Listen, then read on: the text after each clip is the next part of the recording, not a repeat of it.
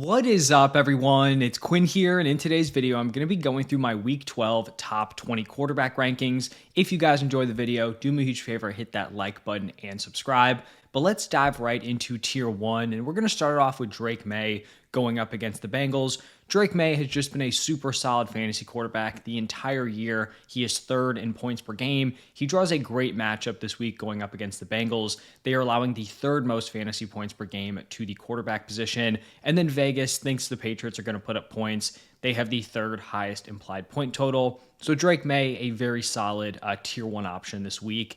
Then I've got Lamar Jackson going up against the Jets. And Lamar is coming off like a very uncharacteristically, brutally bad Week 11 game. Honestly, his last two games have both been underwhelming. 16.6 and then 4.7 fantasy points. This is a really nice bounce back opportunity here against the Jets. This is a rough defense. They were gutted at the trade deadline. Ravens, second highest implied point total. I would be very surprised if Lamar Jackson did not have a really strong Week 12.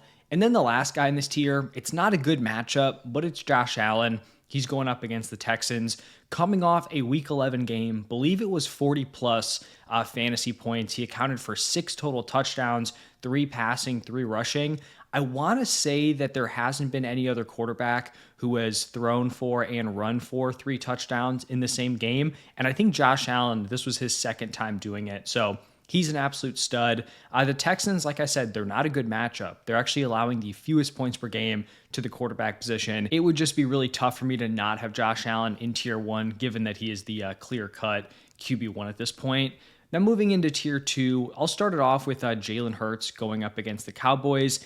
He's been pretty underwhelming. Last 2 games, 12 and 14 and a half fantasy points. But this is a great matchup against the Cowboys. The Cowboys are allowing the most points per game to the quarterback position, and it's by like 2 full points per game. So this is a good spot against Hurts. I think this is a matchup where this offense can look pretty competent, specifically their passing attack, throwing to A.J. Brown, Devonta Smith, Dallas Goedert. Another tier 2 option, Patrick Mahomes going up against the Colts. He had a really, really strong start to the season. In his first 8 games, was averaging 24.5 points per game. Then in his last 2, he is down to 11.9 points per game. And I still think he's going to be fine. He's going to be a higher end QB1 rest of season.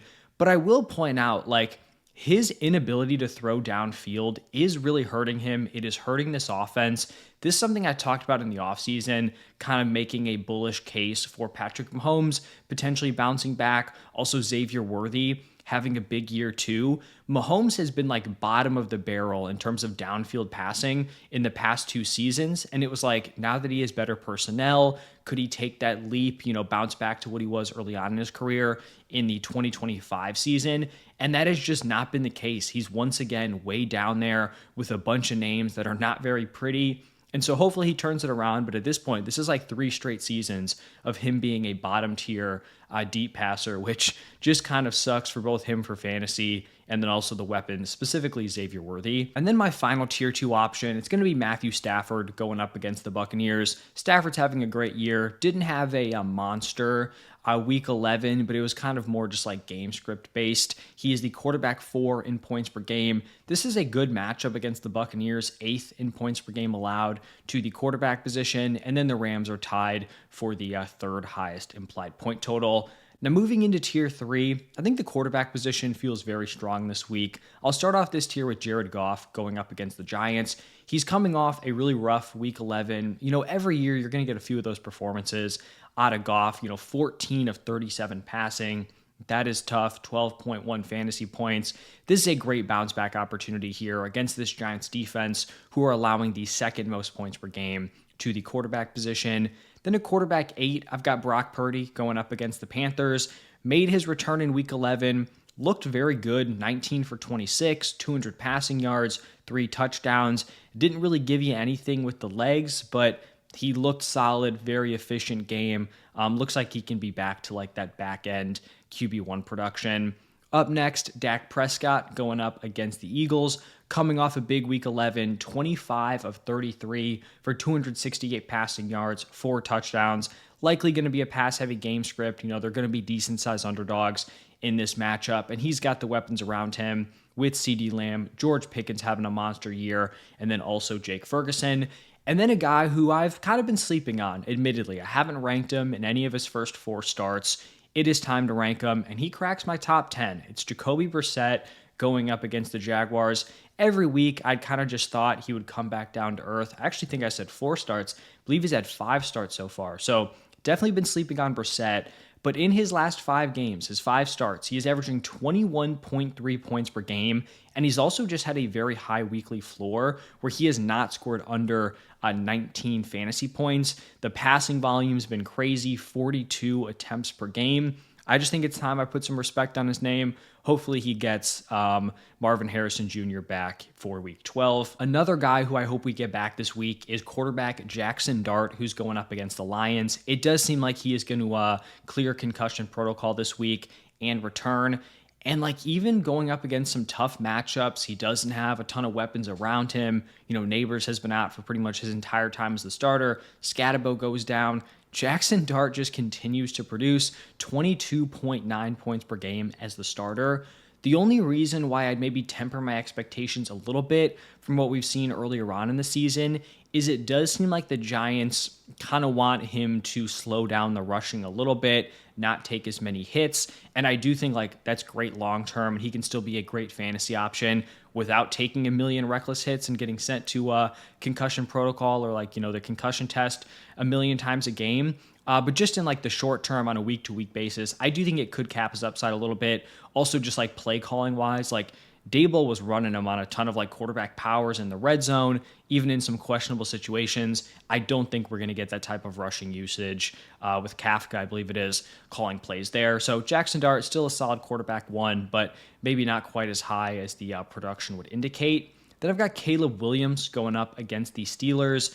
Caleb has been a monster in some of these really strong matchups. So Cowboys, Giants, Bengals, some of the worst defenses in the league. He's averaging 31 points per game. He's killing those matchups.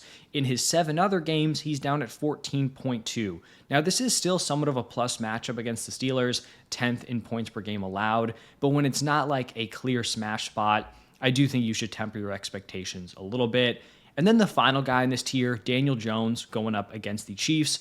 Daniel Jones, despite not playing super well over the last couple of games, has still been very consistent. He scored at least 14 points in 9 of his 10 games this season. He's coming off the bye week. It's not a great matchup. Chiefs team really has a lot to play for at this point in the season, but I think Daniel Jones is a very fine fringe QB1 play. Then moving into tier 4, starting it off with Baker Mayfield going up against the Rams. We'll see about the status of Bucky Irving, Chris Godwin. It would be great to get one or both of those guys, back onto the field. This is just a tough matchup against the Rams. 6th fewest points per game allowed to the quarterback position.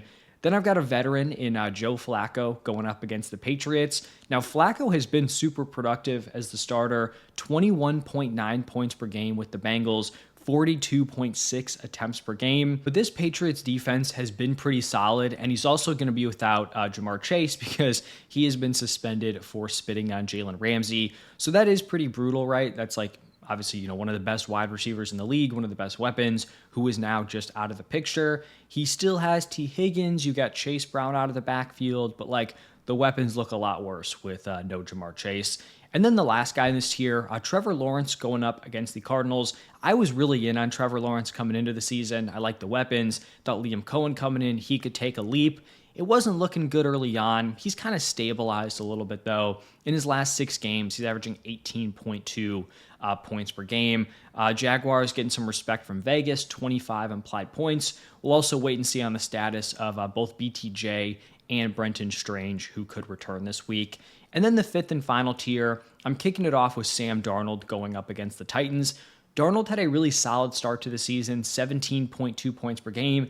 He has really kind of cratered over the last 2 weeks, 4.6 points per game. Now, I don't think this is going to be a super pass-heavy game going up against the Titans. They're big favorites. I think we could see a lot of rushing volume from Kenneth Walker, Zach Charbonnet, but I still think the Seahawks are going to put up points, and I feel like he's a fine mid-tier QB2. Then I've got Jordan Love going up against the Vikings. On the season, he's the quarterback 16 in points per game. We'll see on the status of Josh Jacobs. I think you could take that either way. You could say, if Jacobs misses, maybe they rely more on Jordan Love, more passing volume. But you could also say, not having as successful of a run game could hurt the passing efficiency of Jordan Love. It's not a great matchup here against the Vikings. Once again, mid-tier QB2 seems pretty fair. Then I've got Bryce Young, and shout out to Bryce Young because I've been pretty hard on him. He has not been great so far this season. He's been struggling to eclipse 200 passing yards. But he goes out in week 11, 31 of 45 passing for 448 yards and 3 touchdowns. Also a big shout out to him because he supported my guy Tedero McMillan to a monster game. So good on Bryce Young for that. And then he has a nice matchup this week going up against the Niners, who are 9th in points per game allowed to the quarterback position. So do I want to play Bryce Young even after that big game? Probably not. But if you're super desperate, you've got Herbert, Nick's on bye. Maybe you've been streaming Mariota. It's possible that, he could slot in there replacing one of those dudes. And then the last guy in this tier, Aaron Rodgers going up against the Bears. Now, there's no guarantee he plays this week. Had a slight break in his left wrist. It sounds like he is pushing to play, but who knows how the Steelers handle that. If he does play, though, it's a pretty decent matchup against the Bears, who are top 6 in points per game allowed to the quarterback position. So that is going to wrap it up for my top 20 quarterbacks. If you guys enjoyed the video, hit the like button, subscribe. Stay tuned for the tight ends defenses coming out later today. But thank you all for stopping by, and I'll see you in the next one.